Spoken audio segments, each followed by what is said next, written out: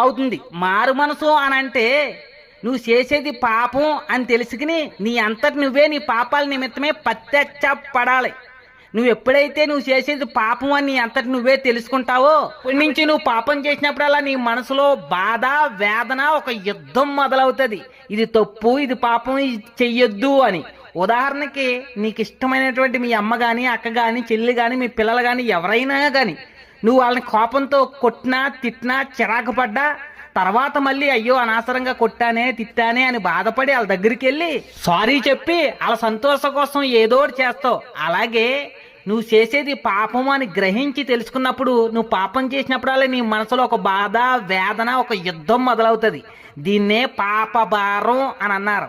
ఈ పాప భారాన్ని నుంచి నన్ను ఎవరు విడుదల చేయగలరు అని అంటే పాపం లేని పరిశుద్ధులైన దేవుడు ఒక్కడే తీయగలడు, ఆయనే ప్రభువైన యేసుక్రీస్తు అని తెలుసుకుని మోకరించి మనసు